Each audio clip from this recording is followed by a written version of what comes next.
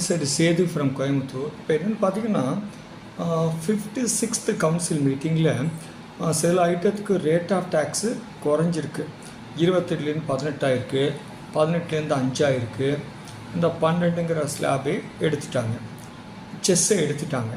Sale ஐட்டத்துக்கு 28லேருந்து 40லும் கூடியிருக்கு.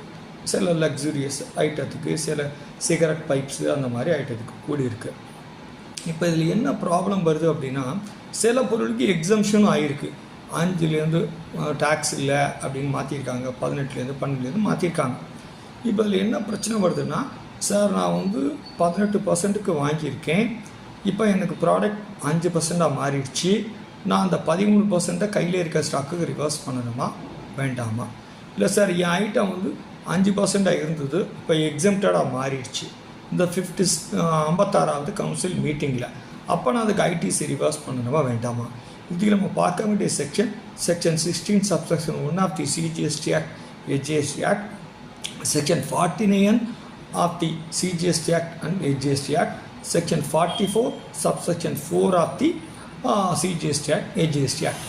இந்த 3 செக்ஷனும் கிளியராக என்ன சொல்லுது அப்படின்னா, நம்ம பொருள் வாங்கும்போது ஹையர் ரேட் ஆஃப் டேக்ஸாக இருந்து விற்கும்போது லோவர் ரேட்டாக மாறினால் நம்ம ஐடிசி ரிவர்சல் கொடுக்க வேண்டியதில்லை அப்படின்னு கிளியராக இருக்குது ப்ரொவிஷனில். அதே மாதிரி சார் நான் 5%க்கு வாங்கினேன், இப்போ என் பொருள் எக்ஸம்டடாக மாறிடுச்சு அப்படின்னா நம்ம கையில் இருக்க ஸ்டாக்குக்கு கண்டிப்பாக ஐடிசி ரிவர்சல் பண்ணத்தான் வேணும். ஏன்னா நம்ம சேல் பாயிண்டில் டேக்ஸு கலெக்ட் பண்ணி கட்டலை, நம்ம பர்ச்சேஸ் பாயிண்டில் பே பண்ணிட்டோம். சார் அப்போ சொல்லுவாங்க, சார் நான் ஐடிசி ரிவர்ஸ் பண்ண சொல்லிங்களே, சேல் பாயிண்டில் எக்ஸம்டடாக இருந்து பர்ச்சேஸில் டேக்ஸபிளாக இருந்துன்னா பண்ண சொல்கிறீங்களேன்னு கேட்டால், சார் நான் ஆல்ரெடி என்னுடைய சப்ளையருக்கு நான் டேக்ஸை பே பண்ணிட்டேன், என்ன பண்ணுறது அப்படின்னா, நீங்கள் சப்ளையர்கிட்ட கிரெடிட் நோட்டு தான் வாங்கி அந்த லாஸை காம்பன்சேட் பண்ணிக்க ஒழிய நீங்கள் ரீஃபண்டு கிளைம் பண்ண முடியாது. சேல் பாயிண்டில் கவர்மெண்ட் எக்ஸம்ப்ட்னு சொன்னதுக்கு பிறகு டேக்ஸும் கலெக்ட் பண்ண முடியாது. இதை நம்ம செக்ஷனில் சொல்கிறது ஒரு பக்கம் இருக்கட்டும், நம்ம இந்த 56வது கவுன்சில் மீட்டிங்கில் போட்ட எஃப்ஏக்யூலையும் இதை பற்றி கிளியராக சொல்லியிருக்காங்க.